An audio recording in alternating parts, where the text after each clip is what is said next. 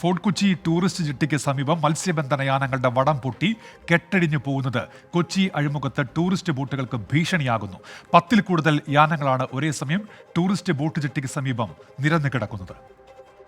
കയർ പൊട്ടി ഒഴുകി നടക്കുന്നത് 7 യാനങ്ങൾ. കാഴ്ച ഫോർട്ട് കൊച്ചി ടൂറിസ്റ്റ് ജെട്ടിക്ക് സമീപം. ഇന്ധനം നിറയ്ക്കാൻ കെട്ടിയിട്ടപ്പോഴാണ് സംഭവം. ബോട്ടുകളുടെ കെട്ടഴിഞ്ഞതോടെ റോറോ സർവീസും ടൂറിസ്റ്റ് ബോട്ടുകളും നാവികസേനയുടെ ചെറു കപ്പലുകളും അപകട ഭീഷണിയിലായി. ഒടുവിൽ ടഗ്ഗുകൾ എത്തിച്ച് യാനങ്ങളെ മാറ്റിയാണ് ജലപാത സഞ്ചാരയോഗ്യമാക്കിയത്.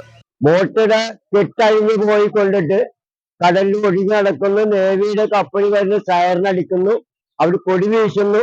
എന്നിട്ട് പോലും അതിന് ഒരു പരിഹാരം എന്ന വിധത്തിൽ ആ ബോട്ട് മാറ്റാൻ ബോട്ട് ഉടമകളോ ആ തൊഴിലാളികളോ തയ്യാറായില്ല.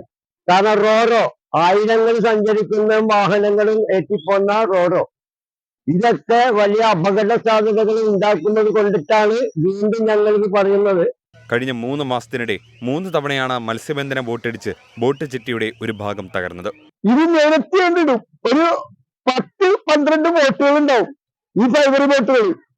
അപ്പൊ പോണം, ഈ ബോട്ടുകാർക്കൊന്നും കാണാൻ പറ്റില്ല. ചെറിവഞ്ചിക്കാരെ ശരി, ചെറിവഞ്ചിക്കാര് വന്നതും കാണിക്കാൻ പറ്റും. പക്ഷെ റോറോ ഫോർട്ട് കൊച്ചി ബൈക്കിങ്ങനെ റോറോന്നാണ് യാത്രക്കാര് പോണ റൂട്ടാണ്, തുറമുഖമാണ് ഈ കാണുന്നത്.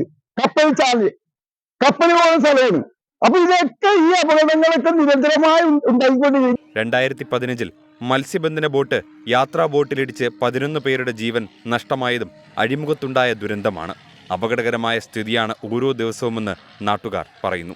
ഈ ഭാഗത്ത് മത്സ്യബന്ധന യാനങ്ങൾ കെട്ടരുതെന്ന ജില്ലാ കളക്ടറുടെ ഉത്തരവ് മറികടന്നാണ് നടപടി. ടൂറിസ്റ്റ് ബോട്ടിൽ എത്തുന്നവരുടെ സുരക്ഷയിലും ബോട്ട് ജെട്ടിയുടെ സുരക്ഷയിലും ആശങ്കയുണ്ടെന്ന് Cochin heritage zone conservation society nodal officer പറയുന്നു. 24 കൊച്ചി. പൊതുജനം കഴുതയല്ല സാർ.